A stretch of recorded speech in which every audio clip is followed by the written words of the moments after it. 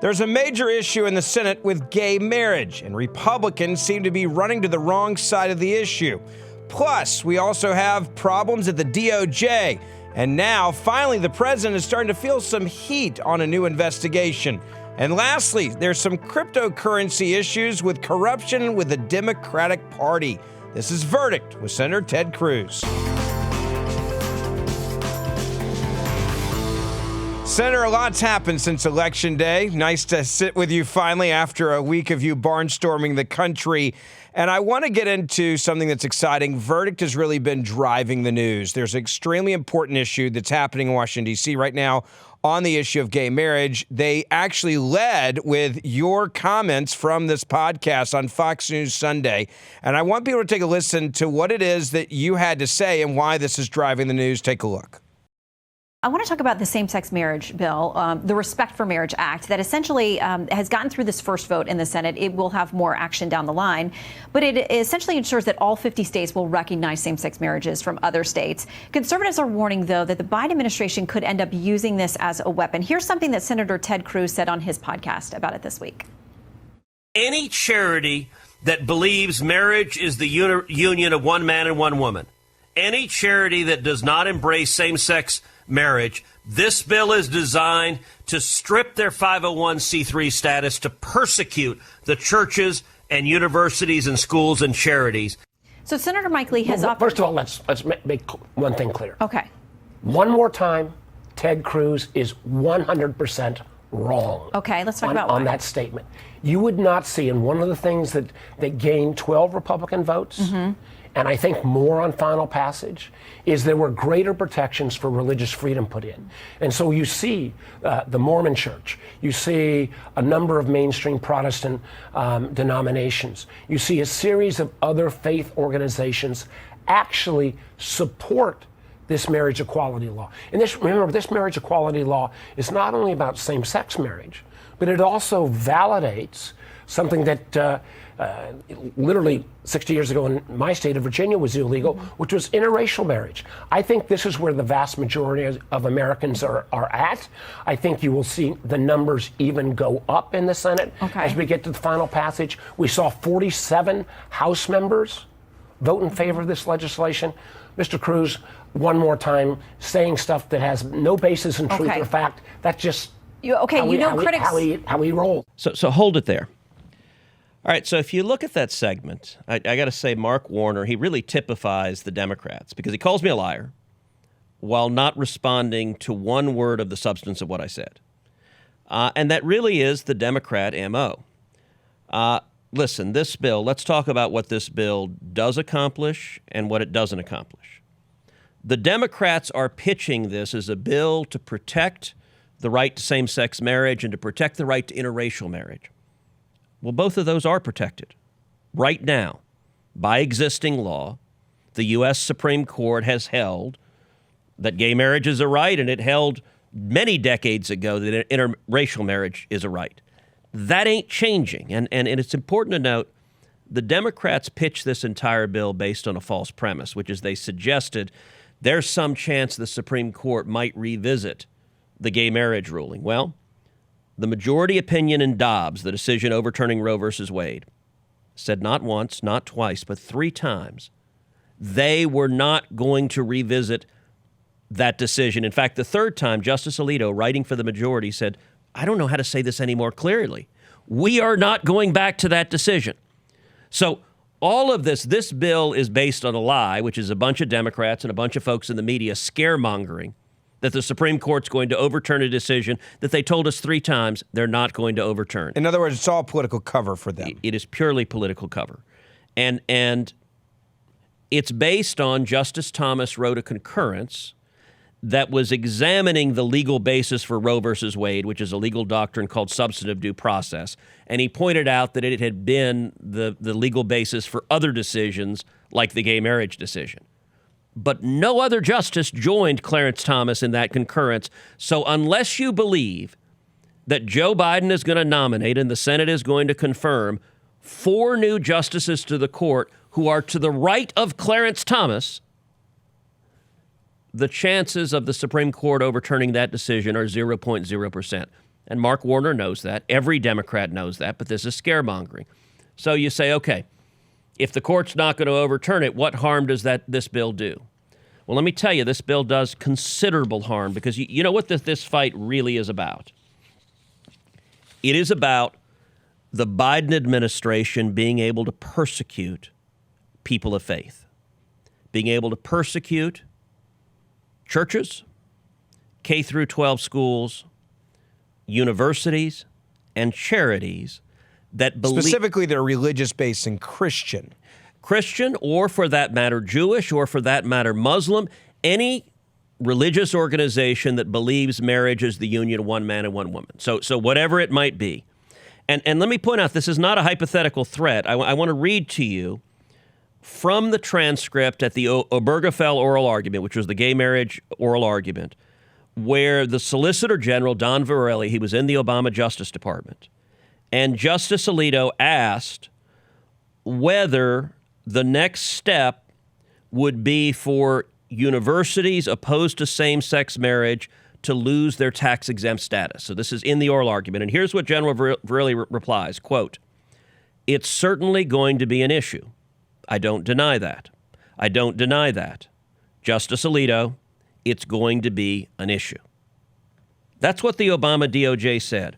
And this bill is all about teeing up the Biden IRS to target Christian university, Christian schools, churches, and charities. And by the way, this is also not hypothetical. The city of Philadelphia went after and targeted Catholic charities and said they're not allowed to engage in adoptions because Catholic charities in Philadelphia won't provide an adoption for a same-sex couple. Now, to be clear, same-sex couples can adopt kids in Philadelphia. There are lots of adoption agencies they can use. But the city of Philadelphia said, well, if Catholic charities won't participate, you're out of the business. This bill is all about setting up the IRS to start stripping tax-exempt status from organizations they hate. Now, let's continue this because the discussion goes on and everything Mark Warner says about it is wrong. So let's hear what he has to say. Senator Mike Lee is among those who say there are sort of toothless protections in there for religious minorities, and not minorities, but people who hold whatever faith they are. This conviction about traditional marriage is his wording. He's offered this amendment. I've got it here in my hand. He says it's done in good faith. It will offer further protection to people in religious organizations. Why not allow a vote on the amendment? If that is truly an issue, and it may get you more votes, but more protections for those who have religious freedom. I would first of all point out the fact, I believe Mike Lee is a member of the Mormon Church. Mm-hmm. His organization, his church, but he's still got concerns. His church endorsed the legislation. My understanding, and I have not followed all of the ins and outs of what happened 2 nights ago, I believe there was an offer on a 50-vote margin for Mr. Lee to have that kind of amendment. I think this is a series of folks that just don't want this to happen, and they're going to throw up roadblock after roadblock after roadblock. Would you let him have a vote on the amendment? Again, their fears. My understanding is that vote was offered. Okay, my understanding is they want to try to do it after Thanksgiving. There's a lot of time between now and then. If the vote was offered this week, which I believe it was, and I'm sure your viewers will correct me if I'm wrong, but that was kind of the... Yeah, and talking with his office, they want to offer this up after Thanksgiving, so... Other than simply trying to delay, other than simply trying to burn off the clock so that we can't get to things like the defense bill. If he had a chance to have the vote on Thursday, why didn't he take the vote then? Okay, let's stop it right now. So there's several things in what he says. First of all, let me point out that Mark Warner, look, most Democrats are arrogant, condescending, and supercilious. But that nasty little jab that, well, Mike Lee's a member of the Mormon Church supports it. I'm sorry, what an ass. I mean, going after Mike on his faith, that's disgusting. Yeah, it's an attack on his faith. Mark Warner ought to be embarrassed and ashamed. Now, what happened here with the Mormon Church, because actually he goes on to repeat Mormon Church like 19 times. Well, unfortunately, there is a senator who supports this bill from the state of Utah, who's named Mitt Romney, who happens to have some real juice within the Mormon Church. He's kind of a big deal in Utah. And Mitt Romney has pulled out all the stops, lobbying his church, and he convinced one senior figure in the church to put out a statement in favor of this bill. That senior figure, I'm sorry to say, got terrible legal advice. And if Mitt Romney weren't lobbying the heck out of it, I assume they wouldn't have done the statement, but Mitt was able to get it done. Now, what Shannon Bream there says is the provisions in the bill are toothless, and they are. So what the bill is, the Democrats put into the bill language that says nothing in this bill shall be construed to deny tax exempt status to anybody. Now, I'm going to explain something to you, and this is why people hate lawyers. Nobody's suggesting the bill is going to deny tax exempt status. What's going to happen is after the bill passes, the Biden IRS is going to deny tax exempt status. And they're going to say, you know what? It's not the bill doing it. It's us. We are doing it. And so Mike Lee has drafted an amendment. It's a strong amendment that prohibits the Biden IRS from stripping tax exempt status for any institution based on their views on marriage. That's what the Democrats are blocking. Now, this is an example. And it's not controversial. What he's asking for is exactly what anyone would ask for in this scenario. They're just terrified that you would take away the power of the IRS to then literally destroy conservative Christian religious organizations. This is an attack on religion. So it is controversial because today's Democrats hate religious liberty. Bingo. They want to use the IRS to go after religious institutions. Mike Lee's amendment would prevent them. Now, you just heard Mark Warner say several times we offered him a vote. And this is where actually verdict takes people inside the Senate in a way it's really hard if you're not serving in the body to understand the games that are being played. It's true. They did offer a vote, said we'll have a vote on the floor of the Senate, a 50-vote threshold, should Mike Lee's amendment be adopted.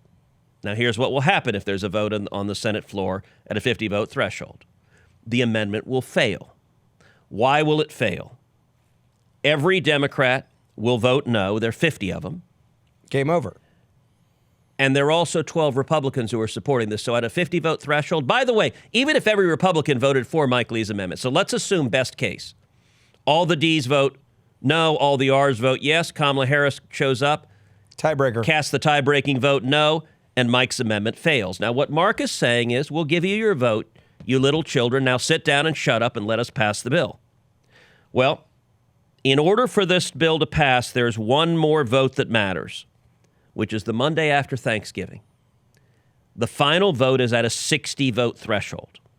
They can't pass this bill without 60 senators voting yes.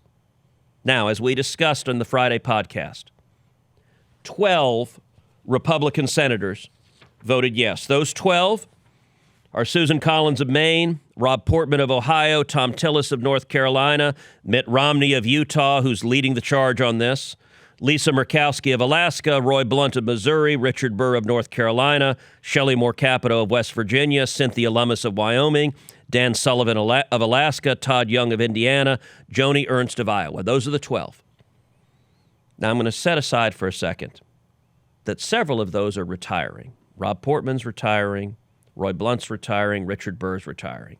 And I find it particularly noxious that retiring Republican senators run and embrace the left on the way out in a way they would be very unlikely to do so if they actually had to face the voters again. Had to run for election, yeah. But you know what? This will be very popular on K Street when they're lobbyists. And it's, you want to see the swamp? This is the swamp. But there's another very simple point.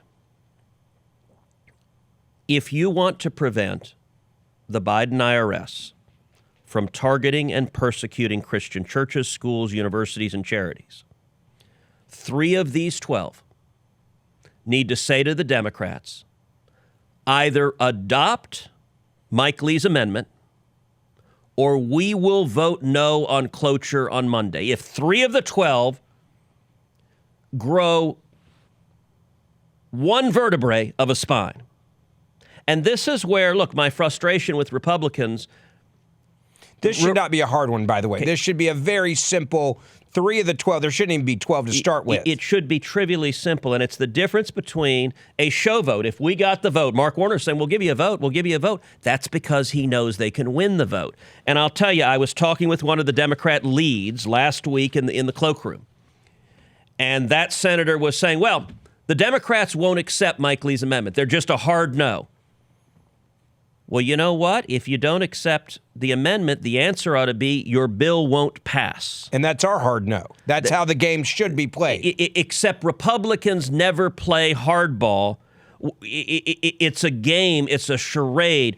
3 of those 12, you can see the 12, any 3 of them could say, if you want to pass the bill, you must adopt Mike Lee's amendment. And by the way, the Democrats argue, oh, our bill already does exactly what Mike Lee's amendment does. Well, if that's the case, it ought to be easy to adopt Mike Lee's amendment. Bingo. It doesn't. They are lying. And in fact, I'm going to make a prediction for you right now. If the 12 Republicans decline to stand up to the Democrats and say, I will vote no on cloture unless Mike Lee's amendment is adopted. Not a fake vote, not a pretend show vote.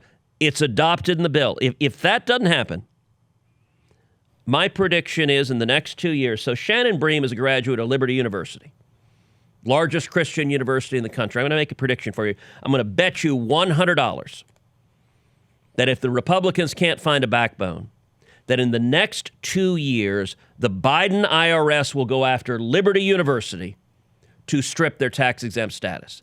I believe that's what this fight is all about, and the Democrats are playing games trying to hide from it. And they also see an opportunity here. You just mentioned it. You go back to the game.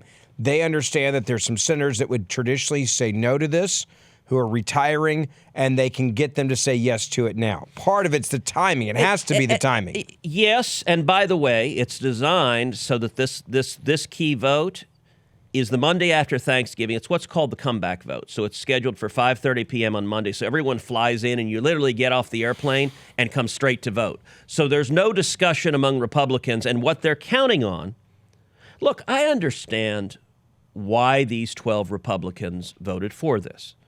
There's no doubt public views on gay marriage have changed, and there are now a significant percentage of Americans who support gay marriage, and those numbers have changed dramatically. Not too long ago, Barack Obama and Hillary Clinton pretended they opposed gay marriage. So, I mean, there's no doubt the public opinion has changed significantly. What I urged my colleagues, I said, listen, if you've decided as a political matter you want to say you support gay marriage, I got a suggestion for you. Type up a press release.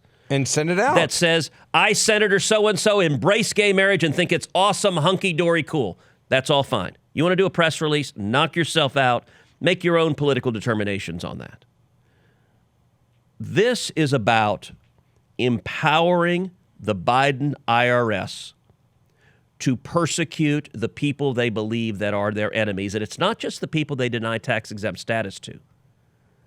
These abusive thugs that Biden employs are going to go to 100 different schools and universities and charities and demand change your position, abandon what you believe your faith teaches. You must embrace gay marriage or else we'll deny your tax-exempt status. So they may only try to survive without that tax-exempt status. It would put them out of business. None of these universities or schools will be able to make it if they lose their tax-exempt status. Just like many of the churches in the country, if they lost their tax-exempt status, they would no longer be able to afford even the property taxes of the church and where it is in their city. And it's not just tax-exempt status. It's you're ineligible for any government benefits. You're ineligible for any government contracts. So what did the city of Philadelphia try to do? Catholic charities can't do adoptions.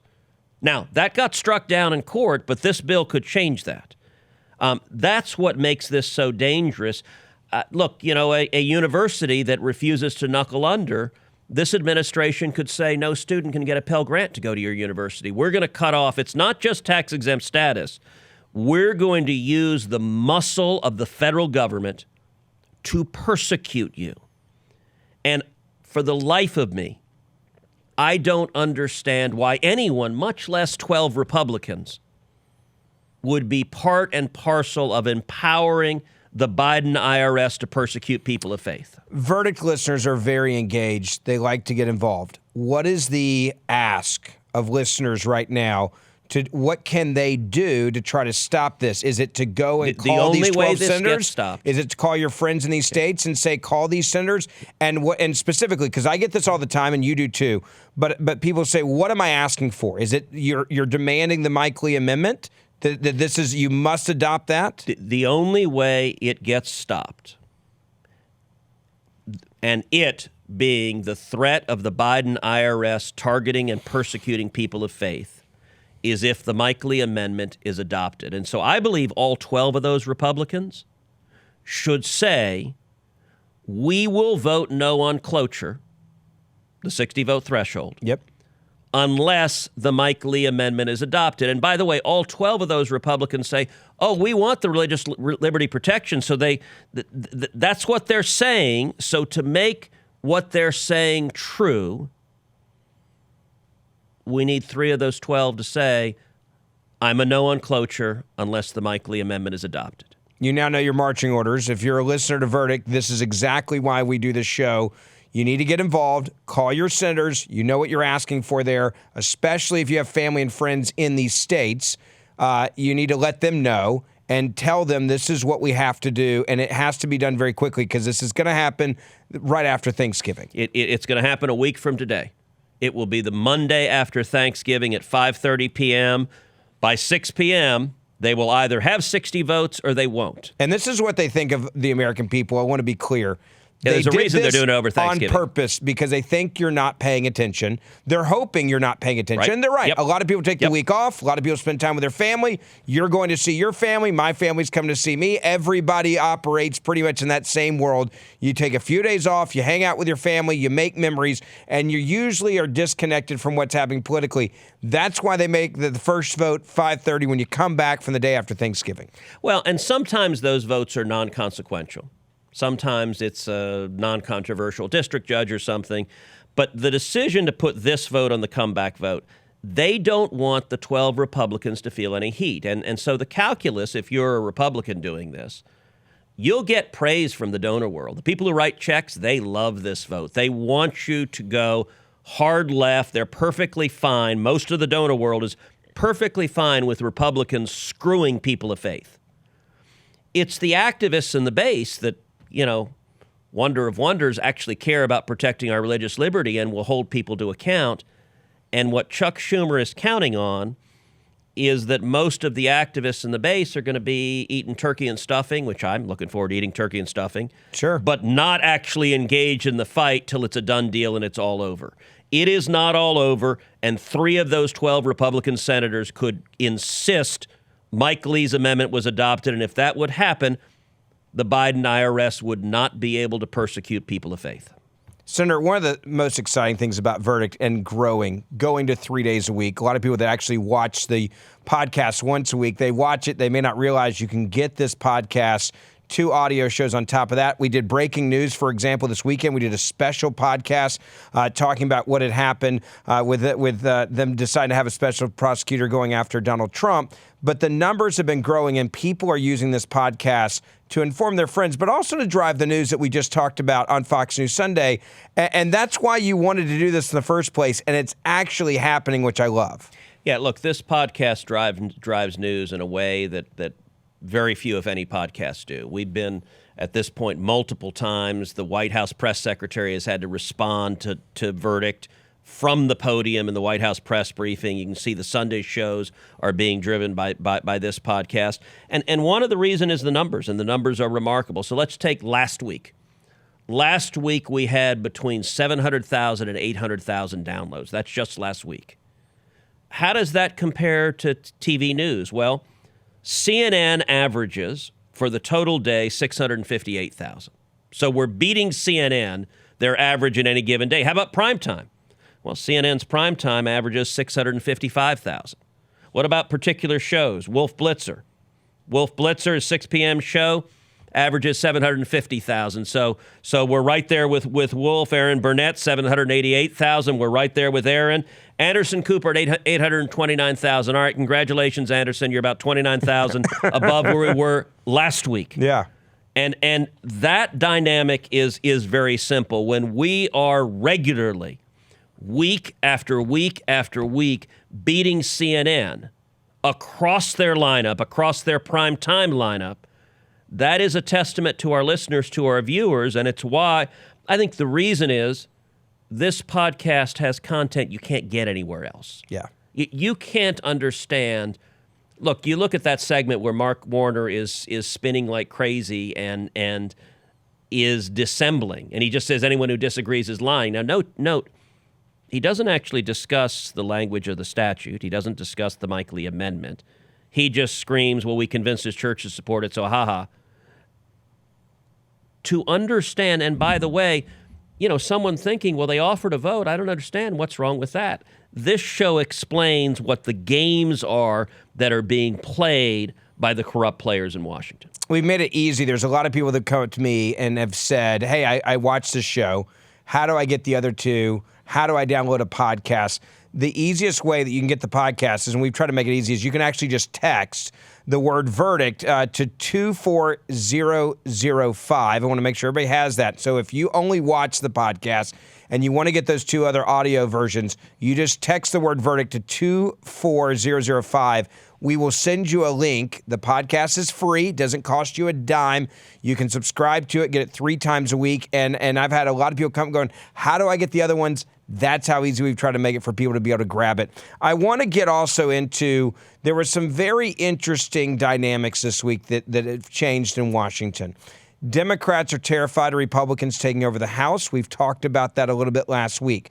But now what we've seen is now they're going for revenge. They're going for the jugular. They're going after Donald Trump. They're afraid that we're going to expose the FBI and expose the DOJ for their corruption. Now, I want to go to Jim Jordan's because he made an accusation this week about the FBI, the DOJ, just saying, can you guys stay out of our elections? And I want you to watch this and then get your reaction, because I think he's on to a point now that he realizes that they are actively trying to interfere in our elections every single time there is an election. Undoubtedly. The FBI going to quit interfering with elections? 2016, they spied on President Trump's campaign. 2018, it was the Mueller investigation. 2020, they suppressed information about the Hunter Biden story. 2022, they raided the president's home 91 days before an election. Maybe it'd be nice if the FBI and the Justice Department just stayed out of it and let we the people decide who we think should represent us, who we think should lead us. That's supposed to be how America works. So this is the focus on the Judiciary Committee, the political nature at the Justice Department, and the linkage now to what was happening with the Hunter Biden story. Again, just 15 days before we have a presidential election. You look at the president, he announces, former President Trump, he's going to run. And they immediately say, okay, watch this, we're going to have a special prosecutor. We still do not have a special prosecutor for all of the crimes that have been laid out. James Comer made it very clear this week. He's accusing now Joe Biden of committing major crimes. And you have now this dynamic where the DOJ and the FBI are saying, you don't screw with us. You don't call us out. We'll come after you. We'll come raid your house. We don't care if you're a former president or not. You don't ever call us out at the top leadership. Well, look, what Jim Jordan is saying there is exactly right. And as you know, it's the topic of my brand new book, Justice Corrupted, How the Left has Weaponized the Legal System. Barack Obama did this. He turned the Department of Justice and the FBI into his partisan enforcers. And he appointed people, he appointed Attorneys General Holder and Loretta Lynch, who were perfectly happy to be brazenly political. And the FBI, they now use the FBI as their stormtroopers. And I got to tell you, by the way, Ben, I hear all the time. This past week, I heard from an FBI agent who pulled me aside and said, look, there are so many of us, so many agents who are so upset about what's happening to the FBI, that it's being turned political, and we're horrified. But this agent also told me they were afraid to speak out. They didn't want to lose their job. And they said, look, I feel like if I say anything, I'll be fired. It is a culture of intimidation. It is a culture of hard partisans. And I got to say, I'm very glad that Jim Jordan and the House are going to investigate the politicization of the Department of Justice and the FBI, because they are trying to influence election. Let's be clear. They know what they're doing. They know that when they, as the FBI did, when they asked Facebook, please suppress any discussion of Hunter Biden's laptop before the 2020 election, they say, this looks like Russian disinformation. Well, it wasn't Russian disinformation. It was true. It was factual. And they knew that. But they knew that it was politically harmful to Joe Biden. And the oligarchs and big tech said, more than happy to comply. The FBI should not be influencing elections. The DOJ should not be influencing elections. And Merrick Garland is the most corrupt attorney general we've ever seen in terms of being willing to corrupt the Department of Justice and FBI and use them as political weapons. And the fact that his response, Donald Trump announced for president, okay, I'm appointing a special prosecutor. We're going to indict you. That's politics. It's not justice. I go back to Garland, and you and I mentioned this the other day, but I think it's worth revisiting. Garland is a guy that was very upset because he truly believes now he should be on the Supreme Court. He understands. Very glad he's not. Yeah, I mean, very glad he's not, but he's very angry, and it's like it's an obsession. I believe he's gone to the point of being a psychopath where it's like, all right, you guys didn't let me have my vote. You didn't let me get on the Supreme Court. There's going to be hell to pay forever and ever and ever, amen, as long as I have this opportunity to stick it to you. And I'm going to come out and I'm going to do everything I can to undermine you as a party or anybody in the Republican Party that gets in my way. So I'm going to press back on you a little bit. I wouldn't use a word like psychopath. I think it's a combination of things. I don't know Merrick Garland. I've met him a couple of times, but I don't know him very well personally. I think he's a weak man. I think he's unwilling to stand up to the partisan hacks in the White House. So you think it's more of a top-down thing? I think the White House is the corruption, the fish rots from the head. It is the Biden White House that is fundamentally corrupt. But I do think Merrick Garland is different from an Eric Holder or a Loretta Lynch, who were deep partisans. I actually think Garland justifies to himself what he's doing. I think he believes he's not being partisan. Wow. I think he's drunk the Kool-Aid so much that he's someone who's very self-righteous. And does he have a grievance because he was denied the Supreme Court? Yes. Are his feelings hurt deeply? I'm sure, although I'm not an armchair psychologist, even though we're sitting in armchairs. I don't know. I ain't a shrink. But my sense of it, you look at something like something we've discussed at great length, using the FBI to target parents who speak up at school boards. I think the Biden White House told him to do it, and he just was happy to roll over, and he justified to himself, well, it's just fine. I'm just asking them to investigate, and you know, there's nothing about that. I think he is fundamentally a weak man who will not push back against anything the White House demands. And you got to understand, it's not just the AG. There are all these hard partisans that are burrowed into senior positions of the Department of Justice, senior positions at the FBI, who are driving partisan outcomes. And I think Merrick Garland is all too happy to comply. And the consequence, I believe, and I detail this in my book, Justice Corrupted, Merrick Garland has done more to undermine the integrity of the Department of Justice than any attorney general in history. And included within that is John Mitchell, who was Nixon's attorney general, who resigned in disgrace and went to prison. Let's talk about the strategy of Republicans in the House. I got to give them some credit so far. A lot of times we get power and we screw it up. We've seen it happen over and over again. We don't go all in like Democrats do. The way that Jim Jordan's came out, the way that James Comer came out, James is doing something I think that's very interesting. He's actually saying, here are crimes we believe that the president was a part of. Take a look. Whistleblowers describe President Biden as chairman of the board for these businesses. He personally participated in meetings and phone calls. Documents show that he was a partner with access to an office. To be clear, Joe Biden is the big guy. This evidence raises troubling questions about whether President Biden is a national security risk and about whether he is compromised by foreign governments. Despite the president's claim that he wasn't involved in Biden family business schemes, these photos show Joe Biden meeting with his family associates while vice president.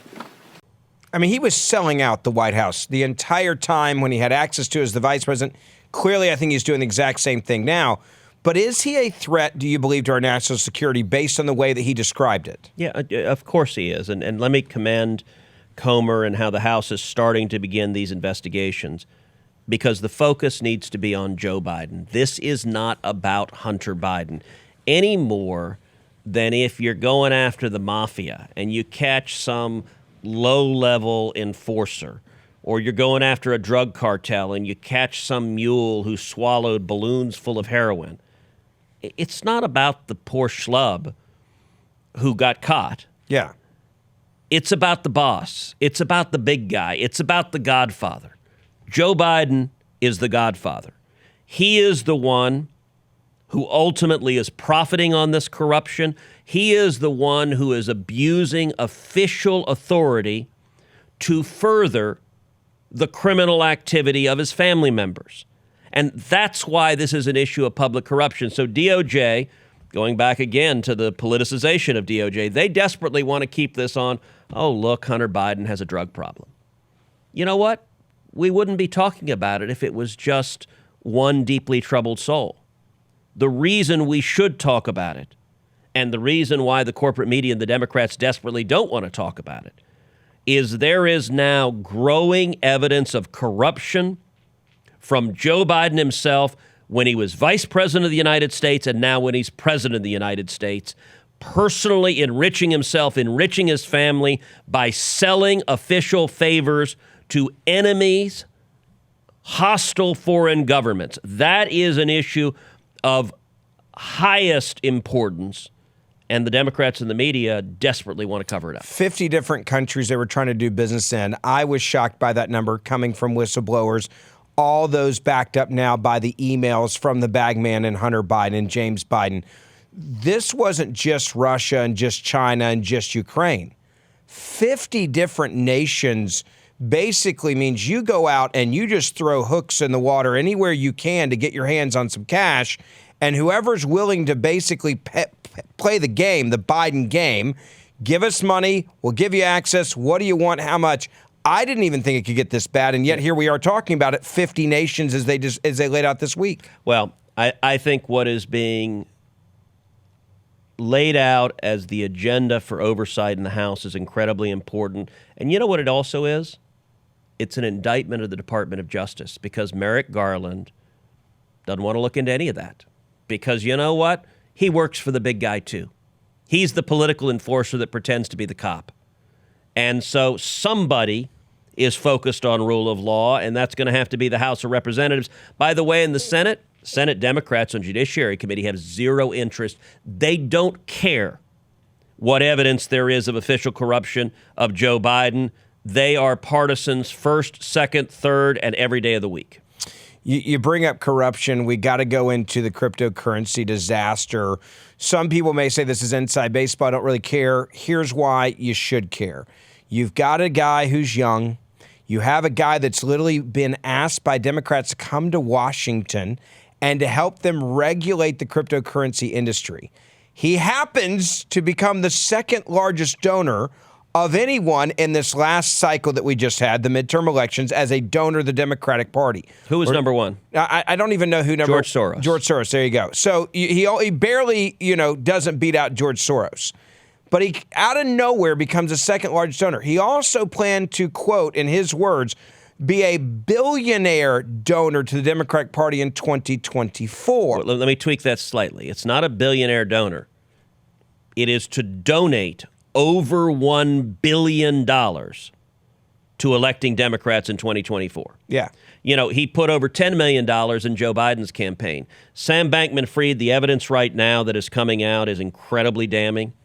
It is evidence that suggests a Bernie Madoff-style fraud, an Enron-style fraud that cost investors billions of dollars.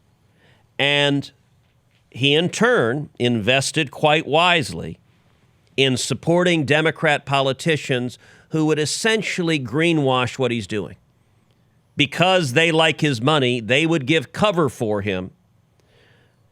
Now, there will be countless lawsuits. There will be investigations. And if the evidence backs up what seems to be the case right now, that it was fraud, that it was deliberate fraud, I assume he's going to be prosecuted for engaging in fraud. My question to you right now, is Joe Biden going to return the cash? Over $10 million to Joe Biden, to the big guy, Now, mind you, the big guy's willing to take cash from communist China. The big guy's willing to take cash from countries all over the world. Is the big guy willing to take cash from someone right now with serious, credible evidence of massive fraud that caused billions of dollars of harm, and every other Democrat who cashed the checks? Will they give it back? And I'll tell you what, don't give it back to him. Give it to the victims of the fraud. Yeah. Let's start with Joe Biden saying, I was wrong to take $10 million, and I'm going to give it to the people who got screwed. And by the way, who are some of the people that got screwed? There were pension funds that invested with FTX. That means they're little old ladies. That means they're people whose savings were damaged, and Joe Biden and the Democrats were complicit in it. Will they give the money back? And I'll give you one response to that. Don't hold your breath. Yeah. Even Maxine Waters, she brought him into the house. There's video that now has gone viral that we've been able to find, and I want to play this because this is literally her looking at this scumbag, blowing him a kiss. Is a guy that's advising her on how to regulate, or should they not regulate, the cryptocurrency industry. Take a look at this. Her blowing him a kiss and just saying, oh, we love you so much. Thanks for coming out. There she is on the left. You see him with the big hair on the right. Blow a kiss. Thanks for coming. She's asked, by the way, because she got a lot of his cash. She was asked by a reporter, hey, are you going to give away back this money that he gave you? And look at her response. Do you think some lawmakers that got donations from FTX's founder should give that money back? Oh, well, I don't want to get into that. I don't want to get into that. No, of course I'm she doesn't. sure she doesn't want to get into it. Obviously not. I wouldn't want to talk about it either if I were her. When you've been taking cash from someone who has been implicated as front and center in a massive fraud, it's not good to be funded by them. And I want to highlight something. So Sam Bankman-Fried, perhaps unintentionally, has been really explicit in admitting the complete fraud that ESG and all of these lefty woke policies are in the business world today. And he recently had a series of direct messages with a reporter. So he's in Bahamas at his company headquarters in Bahamas. And the reporter says, quote, "You were really good at talking about ethics for someone who kind of saw it all as a game with winners and losers." And here's Sam Bankman-Fried's response. "Yeah. He. I had to be. It's what reputations are made of, to some extent. I feel bad for those who get effed by it," although he didn't abbreviate effed. "By this dumb game we woke Westerners play, where we say all the right shibboleths, and so everyone likes us." I want to read that again, because that is one of the most candid statements. At least he's honest.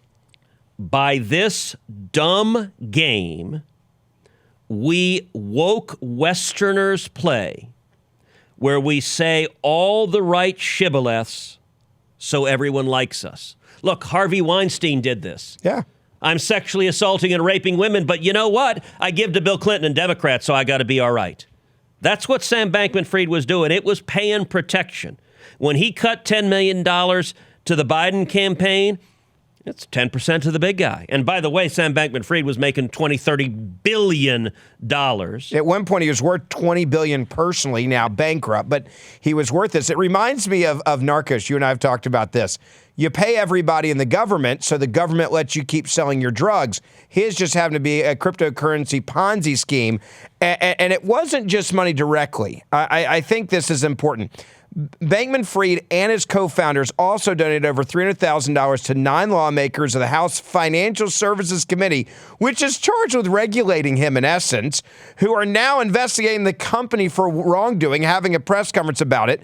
And then but Maxine doesn't want to get into that. Yeah, doesn't want to get into that. And also donated $5 million to a super PAC outside of direct contributions, a super PAC that supported Biden in 2020. So $5 million went to elect Joe Biden in 2020, and then another $40 million this cycle alone, largely to Democrats. He contributed $6 million to the House Majority PAC, Democrats, $1 million to the House Senate Majority PAC, and nearly $900,000 to the Democratic National committee. That's not even all of who he gave money to, but that's just some of the highlights. His mom helps run a giant dark money Democrat fund as well. So that's the money you know about it. It's not the additional money that he was giving. And this is not different from paying protection funds. And he admits that.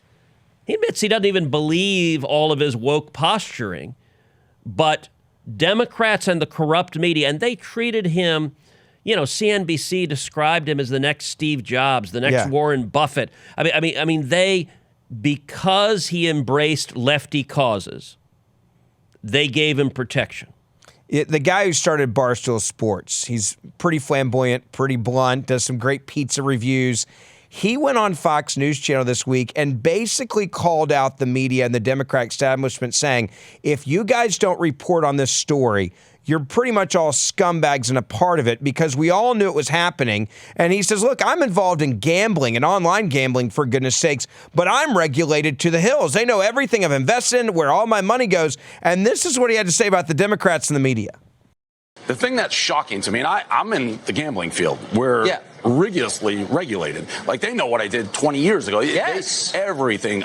If I do one thing weird, I hear about it. There's companies writing articles. We knew this guy was in the Bahamas. Why? Because it's unregulated, living in basically a Paula Morris penthouse with like 20 people who were all having sex with each other, running this, and it was well known. I mean, if somebody did that in the United States, and meanwhile, he's cavorting with politicians at the highest level of government, the fact he wasn't investigated, to me, just shows what a lot of this country is all about. People are just trying to make money. They're being dishonest. They're saying the right things to make money, and he's lining everybody's pockets. It wasn't obvious to me. But if you're meeting with Gensler and you're meeting with politicians, I don't know how in a million years they didn't know that.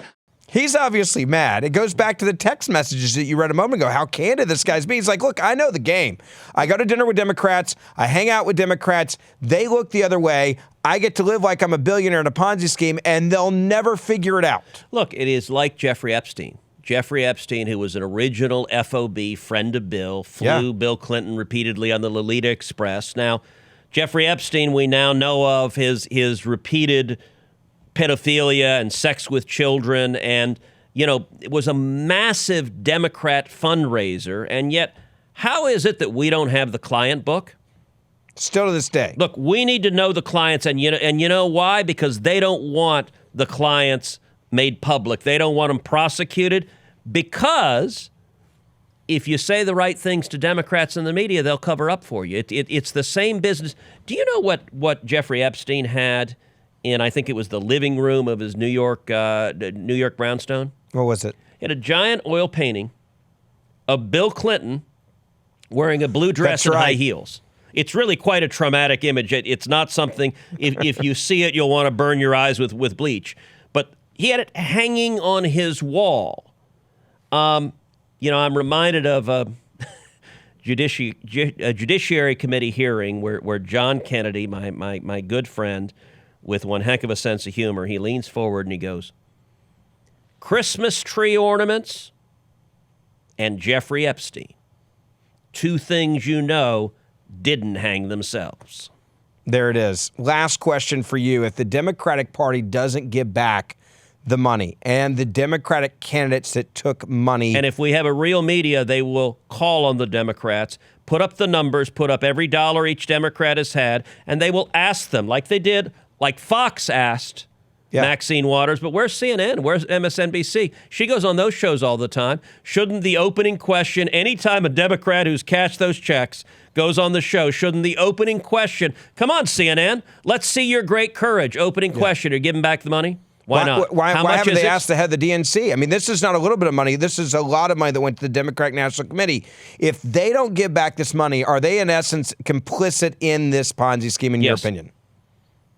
Yes. There it is. I think it's a great way to end the show today.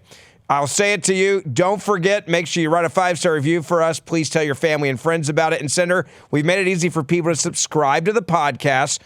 Tell them again how they can do that. If you only watch this podcast in the video form, if you want to get the link, and we'll try to make it as easy as we can for you to listen to the 2 audios versions every week. How do they do that again? So there are 3 episodes every week. One is video, and that video episode is also audio, so you can listen to it either way. You can watch it on YouTube or you can listen to it on audio. 2 other episodes are only audio. So if you want to get all 3 episodes, you've got to subscribe to the audio portion as well. Text the word verdict to 24005. Again, text the word verdict to 24005 and encourage your friends to do the same. This podcast is about getting you the information that the corrupt corporate media won't tell you, because that's how we take our country back, is you're armed with facts and truth and substance. And that's what this is all about. And we'll be back with you on Wednesday for audio-only version, so make sure you subscribe. It's free to Verdict the Podcast wherever you get your podcasts, and we'll see you back on Wednesday.